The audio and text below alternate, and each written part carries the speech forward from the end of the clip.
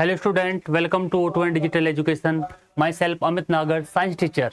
Student, last class जो हमारी रही है उसमें जो हमारा चैप्टर कंटिन्यू चल रहा है एसिड, बेस एंड सॉल्ट, उसके हमने वेरी शॉर्ट क्वेश्चन कंप्लीट कर लिए हैं और उसके जो MCQs हैं मैंने आपको 30 MCQs कराए हैं, वो हम कंप्लीट कर चुके हैं बेटा। और आज हम करने वाले हैं इस चैप्टर के शॉर्ट क्वेश्चंस। ठीक है, स्टार्ट करते हैं। आई होप आपको ये जो सेशन है हमारा काफी इंटरेस्टिंग लगेगा और अच्छा लगेगा। ओके, स्टार्ट करते हैं।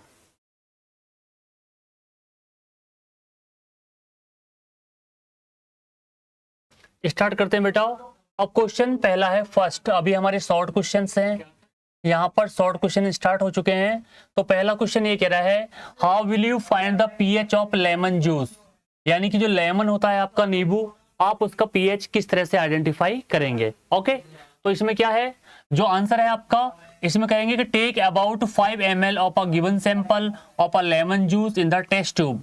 वह सीधी सी बात है, अगर आपको नींबू का अगर आपने पीएच आइडेंटिफाई करना है तो उसका जो जूस है उसको आप टेस्ट ट्यूब में लेंगे या फिर एक बीकर में इकट्ठा कर लेंगे। ओके, आगे बढ़ते हैं। उसके बाद ये कह रहा है कि dip a strip of a universal pH paper in the test tube. अब ये कह रहा है कि उसमें डिप करेंगे जो यूनिवर्सल पीएच पेपर है टेस्ट ट्यूब में, जो आपका टेस्ट ट्यूब में जो जूस भरा हुआ है उसमें आप यूनिवर्सल पीएच पेपर क्या करेंगे, डिप करेंगे। अब जो यूनिवर्सल पीएच पेपर है, जो यूनिवर्सल इंडिकेटर होता है, वो on the basis of colour के आधार पर हमें क्या बताता है, पीएच बताता है। ठीक है, कि कलर उसका कैसा हो रहा है, पीला हो रहा है, इंडिगो हो रहा है, ग्रीन हो रहा है, येलो हो रहा है, तो उस बेस पर हम किसी भी सब्सटेंस की पीएच वैल्यू बता सकते हैं। ओके, आगे। अब सेकंड पॉइंट ये कह रहा है, कि take out the strip and note its colour. देखो, जो बात मैंने आपको बताई थी बेटा, वही बात ये कह रहा है कि पहले जो आपने जो स्ट्रिप है उसको आपने उस सॉल्यूशन में डिप किया और डिप करने के बाद उसे बाहर निकाला। अब बाहर निकालने के बाद आपने उसका कलर ऑब्जर्व किया कि उसका कलर किस तरह का हो गया है। ठीक है, तो आप जब कलर ऑब्जर्व करेंगे, अब ये कह रहा है it will be acquired orange और रेड कलर, यानी कि इसका जो कलर हो जाएगा वो क्या हो जाएगा, ऑरेंज होगा, या फिर क्या होगा, और रेड कलर हो जाएगा। कौन सा, रेड कलर, ऑरेंज और red colour. Clear.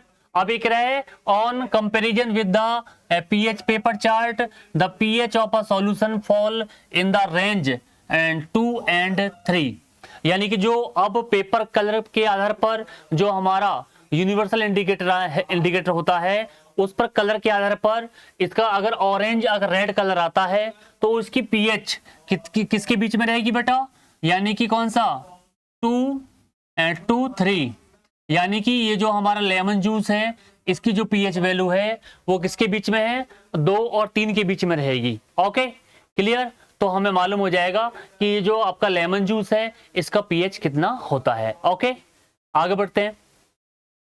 Question number next. अब क्वेश्चन नंबर नेक्स्ट है सेकंड वाला। क्वेश्चन नंबर सेकंड, इसमें कह रहा है a sample of a bleaching powder was keeped in the air tight container after a month it lost some of its chlorine content, how will you account for it. अब आपने sample लिया bleaching powder. अब ब्लीचिंग पाउडर का formula मैं आपको already बता चुका हूं। जो ब्लीचिंग पाउडर होता है प्यारे बच्चों, वो होता है CaOCl2। इसको हम बोलते हैं कैल्शियम ऑक्सीक्लोराइड, कैल्शियम ऑक्सीक्लोराइड,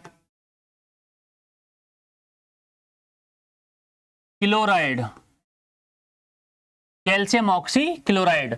जो आपका ब्लीचिंग पाउडर होता है वो हमारा होता है कैल्शियम ऑक्सीक्लोराइड। क्लियर।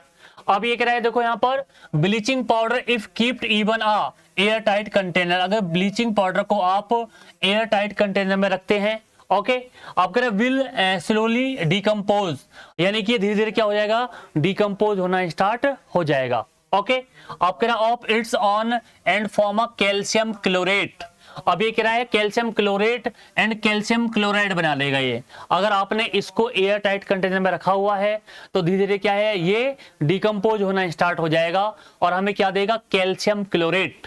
क्या बनाएगा बेटा, कैल्शियम क्लोरेट बनाएगा। तो रिएक्शन हमारी क्या है, यहां देखें, ये है हमारा ब्लीचिंग पाउडर CaOCl2, CaOCl2, ये हमारा हो गया बेटा ब्लीचिंग पाउडर,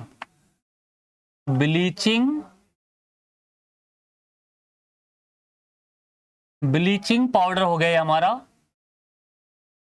फॉर्मूला बिल्कुल आपको पता होना चाहिए बेटा, ब्लीचिंग पाउडर। अगर अब ये कौन सा बनाएगा, potassium chloride, sorry calcium chlorate बनाएगा। और जो हमारा क्लोरेट आयन होता है ना बेटा, वो होता है ClO3 माइनस आयन। ये हमारा कौन सा है, क्लोरेट आयन होता है। तो जब आप कैल्शियम इसकी रिएक्ट करेगा ये, तो ये बनाएगा Ca, ठीक है, ClO का CaClO3 का होल ट्वाइस, और इसको हम बोलेंगे बेटा कैल्शियम, क्या बोलेंगे इसको हम, कैल्शियम क्लोरेट, कैल्शियम क्लोरेट इसको बोला जाता है बेटा, कैल्शियम क्लोरेट। और साथ में आपका एक दूसरा कंपाउंड बनेगा और वो बनेगा CaCl2। CaCl2 हमारा है यहाँ पर कैल्शियम क्लोराइड। क्या है बेटा, कैल्शियम क्लोराइड। बैलेंस करने के लिए हम यहाँ पे कितने की मल्टीपल कर लेंगे, 6 की मल्टीपल कर लेंगे इधर, ओके। और यहाँ पे कर लेंगे कितने की, 5 की मल्टीपल। तो प्यारे बच्चों, आपको पता होना चाहिए कि अगर आप ब्लीचिंग पाउडर को एयर टाइट कंटेनर में रखते हैं तो ये धीरे धीरे स्लोली क्या होता है, डिकम्पोज होना स्टार्ट हो जाता है। और जब ये डिकम्पोज होना स्टार्ट हो जाता है तो कंपाउंड बनाता है आपका कैल्शियम क्लोरेट। क्या बनाता है बेटा, कैल्शियम क्लोरेट कंपाउंड बनाना स्टार्ट कर देता है, ओके। आगे बढ़ते हैं नेक्स्ट क्वेश्चन पर।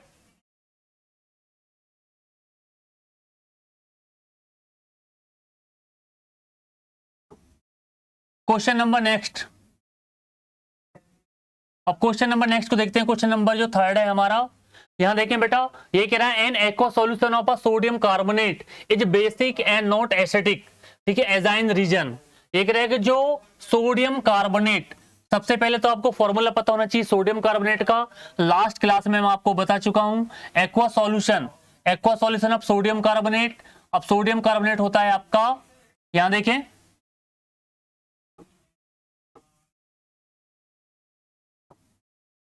Sodium carbonate. अब सोडियम कार्बोनेट होता है बेटा आपका Na2CO3, ये है हमारा सोडियम कार्बोनेट,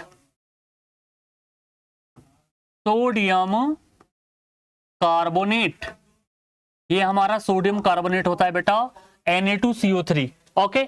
अब यहां देखें, सोडियम कार्बोनेट अगर वाटर से रिएक्ट करेगा, अगर ये वाटर से रिएक्ट करता है सोडियम कार्बोनेट, मैं यहां लिख लेता हूं, हमने ले लिया सोडियम कार्बोनेट Na2CO3, आपने इसकी रिएक्शन किससे करा दी, वाटर। और जब ये वाटर से रिएक्ट करेगा, क्लियर, तो ये स्ट्रॉन्ग बेस बनाएगा। अब जब स्ट्रॉन्ग बेस बनाएगा तो वो बेस होगा आपका NaOH। NaOH हमारा क्या होता है, सोडियम हाइड्रोक्साइड। क्या होता है बेटा, सोडियम हाइड्रोक्साइड। और प्लस इसमें से एक वीक एसिड क्या हो जाएगा, रिलीज हो जाएगा, निकल जाएगा, उसको हम बोलते हैं कार्बोनिक एसिड। क्या बोलते हैं बेटा, कार्बोनिक एसिड। तो आपको पता होना चाहिए कि जो सोडियम कार्बोनेट है, सोडियम कार्बोनेट का जो नेचर होता है वो बेसिक इन नेचर होता है। कब, जो पानी के साथ क्या होगा, आयनाइज हो जाएगा, तो वो उसका नेचर क्या होगा, बेसिक इन नेचर होगा। अगर आप उसे लिटमस पेपर से टेस्ट करेंगे तो जो लिटमस पेपर है वो रेड लिटमस पेपर को ब्लू कर देगा। आपको पता है जो बेस होते हैं वो क्या होते हैं, वो रेड लिटमस पेपर को ब्लू कर देते हैं। तो अगर आप इसको टेस्ट करेंगे, आइडेंटिफाई करेंगे इसके एक्वा सॉल्यूशन को, सोडियम कार्बोनेट को, तो ये रेड लिटमस पेपर को चेंज कर देगा किसमें, ब्लू में। तो क्योंकि तुम्हें पता है कि बेटा जो बेस होते हैं ना, बेस वो हमेशा रेड लिटमस पेपर को क्या करते हैं, ब्लू कर देते हैं। और जो एसिड होते हैं वो ब्लू लिटमस पेपर को चेंज कर देते हैं किसमें, रेड में, ओके। यहां देखिए, क्लियर। आगे बढ़ते हैं, क्वेश्चन नंबर 4।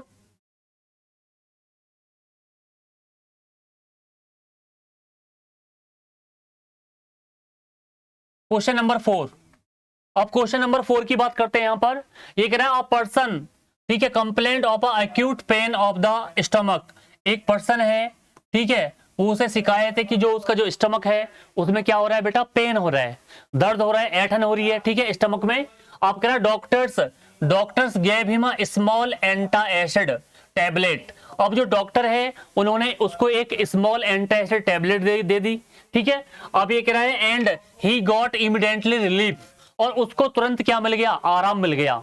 कोई पेशेंट है, पेशेंट को जो स्टोमक होता है उसमें क्या हो रही है, जलन हो रही है, ऐठन हो रही है, तो वो डॉक्टर के पास गया और डॉक्टर ने उसे क्या दे दिया, एक गोली देती, स्मॉल गोली, जिसको एंटा एसिड दे दिया उसको, और उसको लेने के बाद वो तुरंत ही क्या हो गया, उसको रिलीफ मिल गया, आसान मिल गया।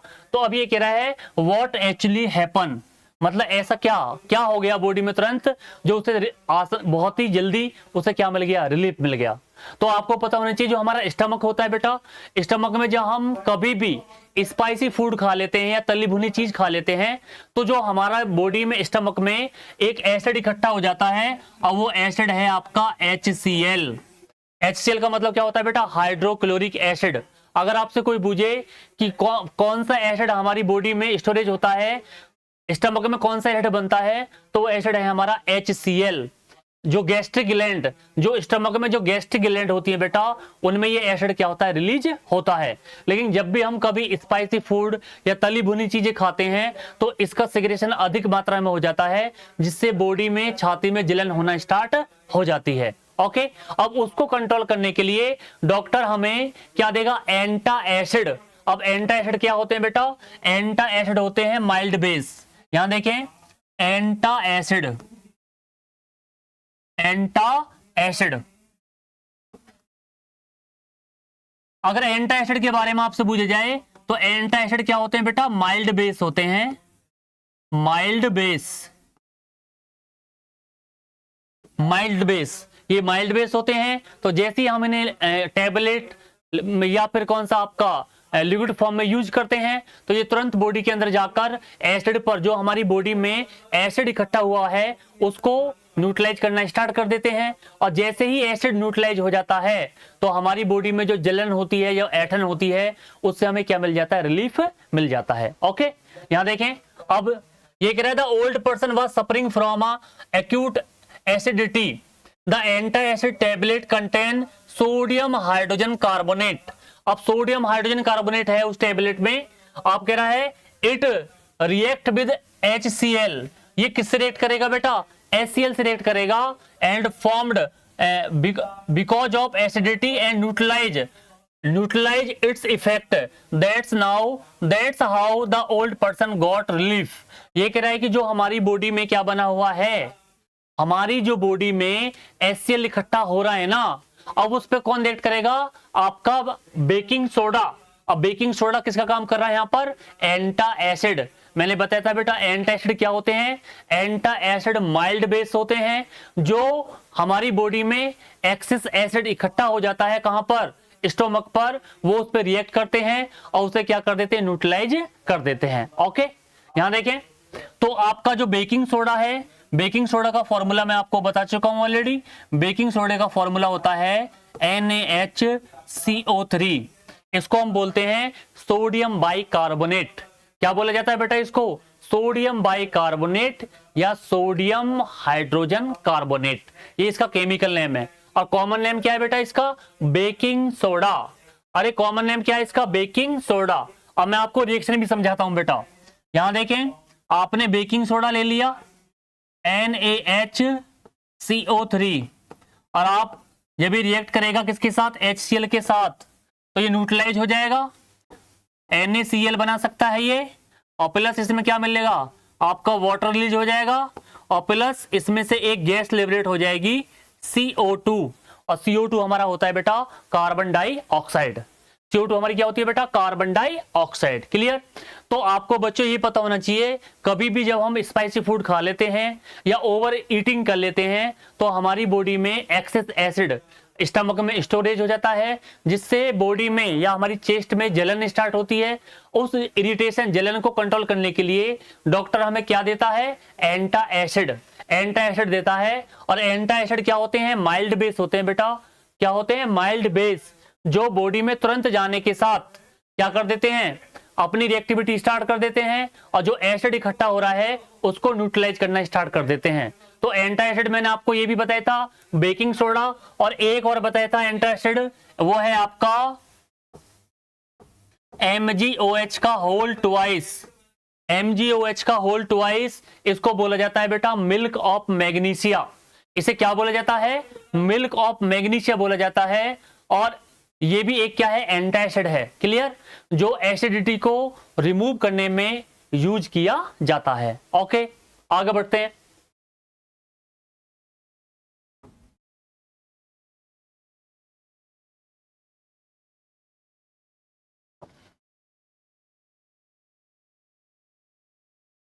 क्वेश्चन नंबर 5, इसमें देखें ये कह रहा है कि a milkman add very small amount of a baking soda to fresh milk. एक मिल्क मैन है, जो दूधिया होते हैं बेटा, वो क्या है कि जो दूध है, दूध में वो बेकिंग सोडा डाल रहे हैं। क्या डाल रहे हैं बेटा? Baking soda. अब ये कह रहा है व्हाट हैपन टू इट। ठीक है, व्हाट हैपन टू इट, यानी कि ये किस तरह से वर्क करेगा। तो आपको पता है बेटा, जैसे गर्मियों, जैसे हमारा सीजन चल रहा है समर सीजन, इसमें ऑब्वियसली टेम्परेचर क्या होता है? ज्यादा होता है। तो जो दूध है वो ज्यादा क्या होता है? एसिडिक हो जाता है, और जिसकी वजह से दूध क्या होता है? फट जाता है, यानी खराब हो जाता है। तो जो मिल्कमैन होते हैं उसको स्लाइटली एल्कलाइन बनाने के लिए उसमें बेकिंग सोडा मिलाते हैं। क्या मिलाते हैं बेटा? Baking soda. और जब उसमें स्लाइटली बेकिंग सोडा मिलाएंगे तो जो मिल्क की पीएच है, मिल्क की जो पीएच है वो स्लाइटली क्या रहेगी? एल्कलाइन रहेगी बेटा, एल्कलाइन। और जब एल्कलाइन रहेगी तो जो दूध है आप उसको एक लॉन्ग टाइम तक यूज कर सकते हैं बेटा, आप उसको एक लॉन्ग टाइम तक यूज कर सकते हैं। तो अब यहां देखें इसका आंसर, ये कह रहा है the pH of a fresh milk is nearly, जो पीएच होती है दूध की वो किसके आसपास होती है? वो होती है आपकी 6 के आसपास, 6 के आसपास होती है। लेकिन जब टेम्परेचर ज्यादा बढ़ जाता है तो ये पीएच फॉल होना स्टार्ट हो जाती है, नीचे गिरना स्टार्ट हो जाती है, जिसकी वजह से दूध ज्यादा एसिडिक हो जाता है और दूध क्या होता है? फट जाता है।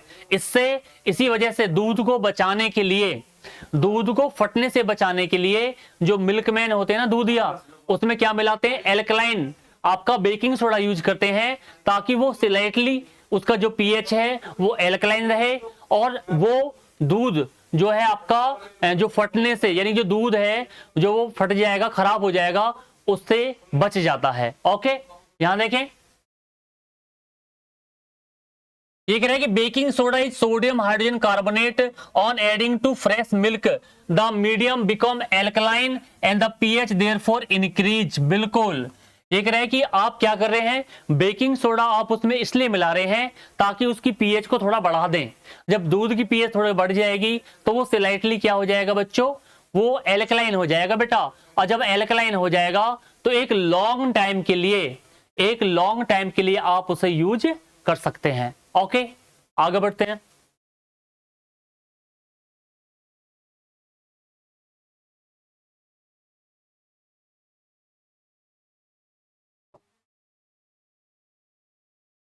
क्वेश्चन नंबर 6, ये कह रहा है a few drop of a phenolphthalein indicator were add to the unknown solution ए।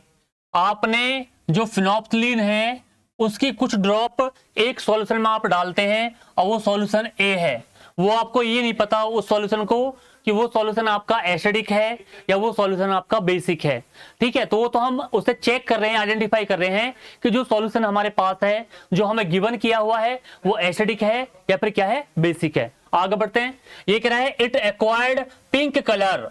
ठीक है, now another unknown solution B was added to the drop wise and the solution ultimately become colorless.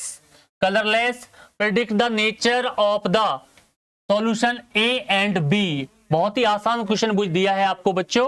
ये कह रहा है कि कोई आपके पास सॉल्यूशन है दो, यहां देखें कोई सॉल्यूशन है दो, एक है आपका A और एक कौन सा है आपका B, और A और B आपके पास सॉल्यूशन है। अब आप उसे क्या कर रहे हैं? आपने कौन सा इंडिकेटर ले लिया? फिनोप्थिलीन। आपने फिनोप्थिलीन इंडिकेटर ले लिया, ये फिनोप्थिलीन हमारा इंडिकेटर है, और आप उसमें ऐड कर रहे हैं। अब ए और बी को आप आइडेंटिफाई कर रहे हैं। अब ए और बी को आप आइडेंटिफाई कर रहे हैं कि ए एसिडिक है या बेसिक है, या बी एसिडिक है या फिर क्या है बेटा? बेसिक है। तो वो कह रहा है कि जो आपका जो ए सॉल्यूशन है वो पिंक हो जाता है, पिंक। क्या हो जाता है बेटा? वो पिंक, पिंक कलर देता है वो। ओके, और जो बी है, बी वाला सॉल्यूशन वो हमारा रहता है क्या? Colourless, colourless. वो बेटा बी वाला जो सॉल्यूशन है वो हमारा कलरलेस है। ओके, अब आपको ये आइडेंटिफाई हो गया होगा कि जो आपका जो फिनोप्सिलिन इंडिकेटर है, वो मैंने आपको लास्ट क्लास में पढ़ाया था बेटा कि फिनोप्सिलिन इंडिकेटर क्या होते हैं।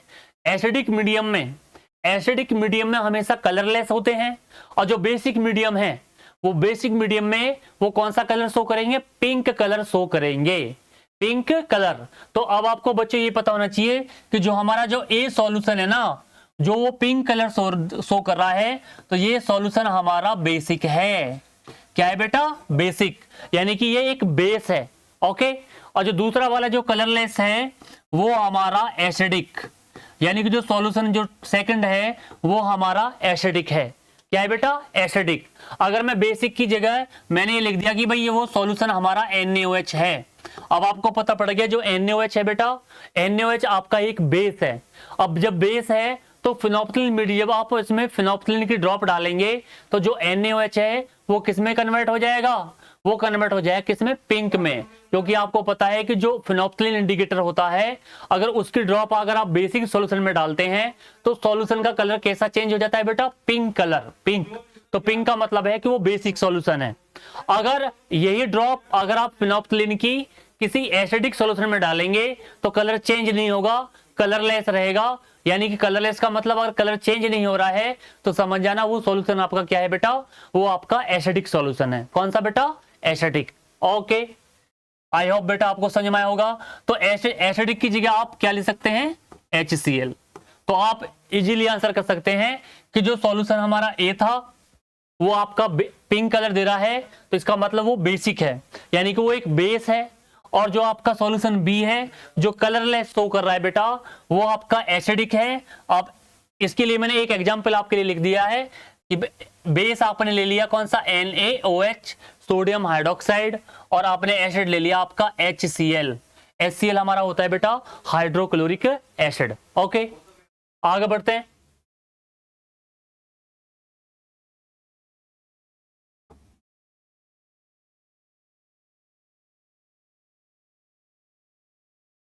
क्वेश्चन नंबर 7, क्वेश्चन नंबर 7 बहुत ज्यादा मोस्ट इंपोर्टेंट है बच्चों। ये पेपर में एग्जाम में आपके में बार बार रिपीट हो रहा है। ठीक है, CBSE जो पेपर होता है आपका साइंस का, ठीक है, उसमें ये question against and against repeat होता है। तो ये बहुत इंपॉर्टेंट क्वेश्चन है। यहां देखें, ये कह रहा है एक a compound which is prepared from a gypsum has the property of a hardening when mix with proper quantity of a water, identify the compound. अब write a chemical equation to prepared the compound, mention one important use of the compound. बहुत ही अच्छा question है बेटा ये कह रहा है कि एक कंपाउंड है जो किससे बनाया जाता है? जिप्सम। अब लास्ट क्लास जो मैंने आपको बताए थे सॉल्ट, जब आपको सॉल्ट के बारे में पढ़ाया गया था बच्चों, तो उसमें जिप्सम के बारे में बताया गया था। अब जिप्सम जो है उसका फॉर्मूला होता है प्यारे बच्चों CaSO4 इंटू 2H2O। ये है आपका जिप्सम। क्या है बेटा आपका? ये है आपका जिप्सम। Gypsum clear? जिप्सम इसका कॉमन नेम है। जिप्सम इसका क्या है बेटा? कॉमन नेम है। और केमिकल नेम होगा इसका calcium sulphate, calcium sulphate dihydrate, dihydrate. ये इसका नाम हो गया बेटा कौन सा? केमिकल, जिप्सम का। अब जब आप इसे हीट करते हैं, और जब आप इसे हीट करते हैं कितने पर? 100 डिग्री सेल्सियस टेम्परेचर पर।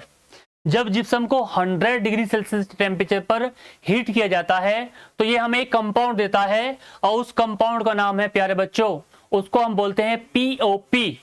POP क्या होता है आपका? Plaster of Paris. और इसका फॉर्मूला होता है, यहां देखें, CaSO4 into half H2O, clear, और प्लस वाटर मॉलिक्यूल आगे रिलीज हो जाते हैं यहाँ पर। अब ये जो हमारा बना है ना CaSO4 इंटू हाफ H2O, यही तो है हमारा क्या, इसको हम बोलते हैं बेटा POP। क्या बोला जाता है इसको? POP। POP। POP का मतलब होता है बेटा प्लास्टर ऑफ पेरिस। ठीक है। अब आजकल इसका इस्तेमाल कहां पे हो रहा है? जो दीवारों पे वॉल पट्टी खींची जाती है ना बेटा, आजकल दीवारों पे जो वॉल पट्टी खींची जाती है वहां पर ये केमिकल कंपाउंड यूज होता है। क्लियर। अब दीवारों पर सीलिंग यानी कि लीकेज, वाटर की लीकेज को रोकने के लिए वॉल पट्टी खींची जाती है किसकी? POP की। क्लियर।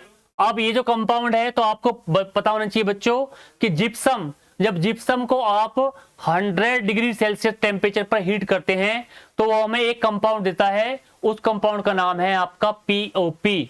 और POP की फुल फॉर्म होती है बेटा आपका प्लास्टर ऑफ पेरिस। क्या होती है बेटा? Plaster of Paris. अब इसका जो केमिकल नेम है, केमिकल नेम मैं आपको बता देता हूं POP का। यहां देखें, ये रहा आपका फॉर्मूला है CaSO4 इंटू हाफ H2O। इसका केमिकल नेम हो गया calcium sulphate, calcium sulphate hemihydrate, hemihydrate, calcium sulphate hemihydrate. ये केमिकल नेम है बेटा किसका? POP। अब हेमी का मतलब क्या है? इसमें नंबर ऑफ वाटर मॉलिक्यूल्स हैं वो कितना है? हाफ। क्लियर। इसलिए इसको बोलते हैं हम कैल्शियम सल्फेट हेमीहाइड्रेट। ओके, आगे बढ़ते हैं। अच्छा, एक और रिएक्शन इंपॉर्टेंट बता दूं मैं आपको कि जब आप किसको, जब आप जिप्सम को, जब आपने मालूम है कि जिप्सम से हमारा क्या बना? POP। जिप्सम से POP बनता है, लेकिन अगर POP में अगर आप वाटर मिक्स कर देते हैं, यहां देखें,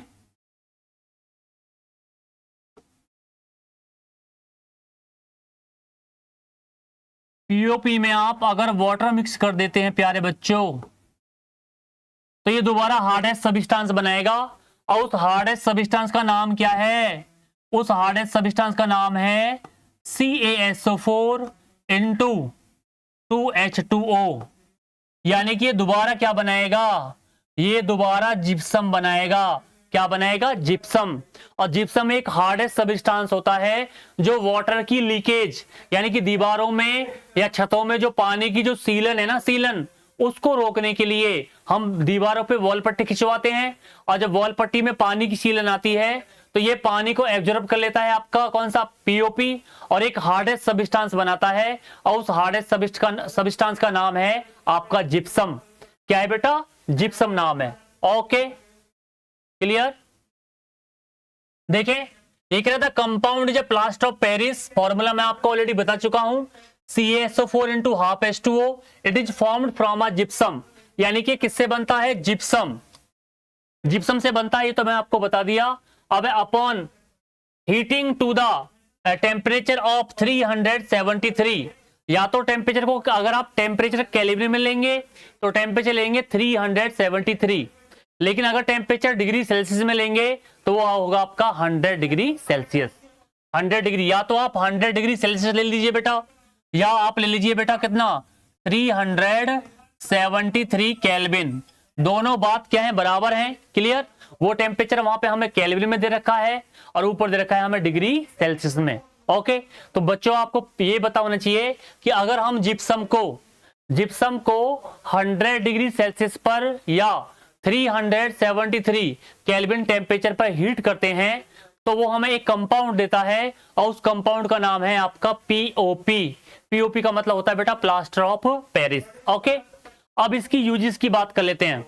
जो POP है बेटा, आजकल उसका इस्तेमाल कहां पे किया जा रहा है? जितनी भी डेकोरेशन वाली चीजें होती हैं, आपका स्टैचू, जो आपके स्टैचू बनते हैं बड़े बड़े, वहां पे इसका इस्तेमाल होता है। दूसरा, जो आपका बोन्स फ्रैक्चर, अगर हड्डी कहीं टूट जाती है, आपका एक्सीडेंट हो जाता है या आपके हाथ पैर टूट जाते हैं, तो डॉक्टर आपके हाथ पैर पर जो प्लास्टर करेगा वहां पे वो किसका लेप करेगा पट्टी पर? POP। POP मतलब प्लास्टर ऑफ पेरिस। तो ये पता होना चाहिए बिल्कुल। ओके, आगे बढ़ते हैं। Question number 8।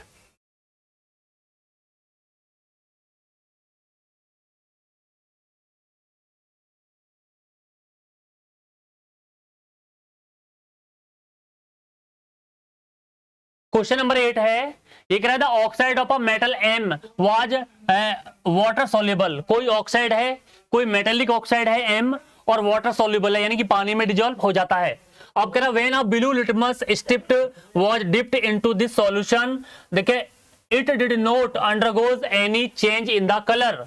ये कह रहा है कि ये कोई भी कलर चेंज नहीं करता है अगर आप ब्लू स्ट्रिप इसमें डाल रहे हैं। क्लियर। अब ये कह रहा है predict the nature of the oxide. अब प्यारे बच्चों मैं आपको एक बात बता दूं, ये मेटल ऑक्साइड की बात कर रहा है। अगर मेटल ऑक्साइड कोई भी है MO, MO का मतलब है, M का मतलब मेटल और O का मतलब ऑक्साइड, यानी कि जब किसी मेटल के साथ ऑक्सीजन रिएक्ट करता है तो वो मेटल ऑक्साइड बनाता है। तो प्यारे बच्चों आपको एक बात पता होना चाहिए कि जो मेटल ऑक्साइड होते हैं ना, मेटल ऑक्साइड का नेचर क्या होता है? मेटल ऑक्साइड का नेचर होता है बेसिक। क्या होता है? बेसिक। अब आपको सीधी सी बात है, जो बेस होते हैं ना बेटा, वो बेस क्या करते हैं? रेड लिटमस पेपर को ब्लू में कन्वर्ट करते हैं। रेड लिटमस पेपर को किस में कन्वर्ट करते हैं? ब्लू में। अब आप तुम कहोगे सर इसका कोई एक दो एग्जांपल दो, तो मैं एग्जांपल ले लेता हूं। ये मेटेलिक ऑक्साइड हमारा क्या हो सकता है? ये आपका Na2 सोडियम ऑक्साइड हो सकता है, K2O पोटेशियम ऑक्साइड हो सकता है, MgO मैग्नीशियम ऑक्साइड हो सकता है, CaO कैल्शियम ऑक्साइड हो सकता है, ठीक है, ZnO जिंक ऑक्साइड हो सकता है, Al2O3 एल्युमिनियम ऑक्साइड हो सकता है। क्लियर। CuO copper oxide. अब प्यारे बच्चों यहाँ ध्यान से देखो, ये जितने भी ऑक्साइड हैं ये सारे किसके हैं बेटा? मेटल के। और मैं एक बात आपको क्लियर कर चुका हूं कि जो मेटल के ऑक्साइड होते हैं ना प्यारे बच्चों, उनका नेचर होता है क्या? बेसिक। अब एक बात बताओ, जब वो बेसिक नेचर है तो बेसिक में आप ब्लू लिटमस पेपर को डिप करोगे तो वो रेड में तो चेंज होगा नहीं, क्योंकि एसिड जो सॉल्यूशन होते हैं वो करते हैं ब्लू लिटमस पेपर को किस में चेंज? रेड में चेंज। लेकिन यहां पर हमने अगर ब्लू लिटमस पेपर लिया है, आप उसमें डिप कर रहे हैं उसको, तो वो कोई भी कलर चेंज नहीं करेगा। तो इसका मतलब हमें समझ जाना चाहिए कि जो मेटेलिक ऑक्साइड होते हैं उनका नेचर क्या होता है? Basic in nature. और एक और बताऊं, जो नॉन मेटेलिक ऑक्साइड होते हैं, नॉन मेटेलिक, वो होते हैं एसिडिक इन नेचर। और नॉन मेटेलिक का मतलब कौन सा हो गया आपका? CO carbon monoxide, CO2 carbon dioxide, SO2 sulphur dioxide, SO3 आपका कौन सा? Sulphur try oxide.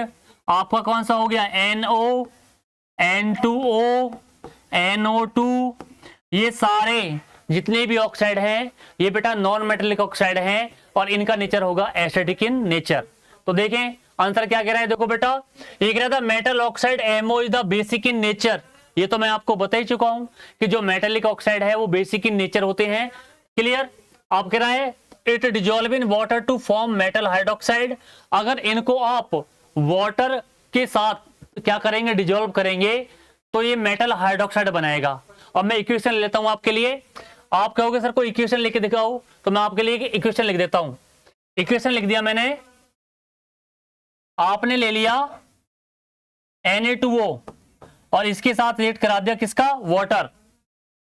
और जब आप वाटर को रिएक्ट कराते हैं तो ये मेटेलिक हाइड्रोक्साइड बनाएगा, तो ये बनाएगा आपका NaOH। और NaOH क्या होता है प्यारे बच्चों? NaH होता है सोडियम हाइड्रोक्साइड। क्या होता है? Sodium hydroxide. आपने लिया था सोडियम ऑक्साइड। अब सोडियम ऑक्साइड को आपने वाटर के साथ रिएक्ट करा दिया और रिएक्ट कराने के बाद मुझे क्या मिला? Sodium hydroxide. और सोडियम हाइड्रोक्साइड क्या है बेटा? एक बेस है। और जो बेस होते हैं वो रेड लिटमस पेपर को चेंज करते हैं किसमें? ब्लू में। ना कि ब्लू को करते हैं किसमें? रेड में। अगर आप उनको ब्लू लिटमस पेपर से टेस्ट करोगे तो कोई भी कलर नहीं देगा, कलरलेस रहेगा। तो समझ जाना जो सॉल्यूशन हमारे पास है वो क्या है बेटा? Basic in nature. वो कैसा है बेटा? बेसिक इन नेचर सॉल्यूशन में है। ठीक है। तो अब यहां देखो, ये कह रहे हैं यहां पे देखो बेटा, the blue litmus paper do not undergoes any change in colour in the basic solution. अरे यही तो बात मैंने आपको बताई थी बेटा कि जो ब्लू लिटमस पेपर है वो कोई भी कलर शो नहीं करेगा। हाँ, अगर आपके ऑक्साइड ये होते नॉन मेटेलिक ऑक्साइड होते तो ये क्या करता? ब्लू लिटमस पेपर को चेंज कर देता किसमें? रेड में। अगर या फिर हमारे पास यहाँ लिटमस पेपर कौन सा होता? रेड। अब रेड को अगर आप डिप करते इसमें तो red pepper, blue litmus paper change हो जाता किस में बेटा? ब्लू में चेंज हो जाता। किस में हो जाता? ब्लू में, क्योंकि आपको पता है जो बेस होते हैं वो रेड लिटमस पेपर सॉल्यूशन को चेंज कर देते हैं किस में? ब्लू में। ओके, इसी वजह से ये कोई भी कलर शो नहीं करेगा, ये कलरलेस रहेगा। तो आपको पता होना चाहिए प्यारे बच्चों कि जो मेटेलिक ऑक्साइड होते हैं उनका नेचर बेसिक इन नेचर होता है, और जो मेटेलिक नॉन मेटेलिक ऑक्साइड होते हैं उनका नेचर होता है बेटा acidic in nature. Okay, I hope आपको समझ में आया होगा। ठीक है, हमारा सेशन आज यहां तक ही था। शॉर्ट क्वेश्चन हमने कंप्लीट कर लिए हैं। अब आपसे मिलता हूं मैं नेक्स्ट क्लास में। ठीक है, तब तक थैंक यू, बाय बाय।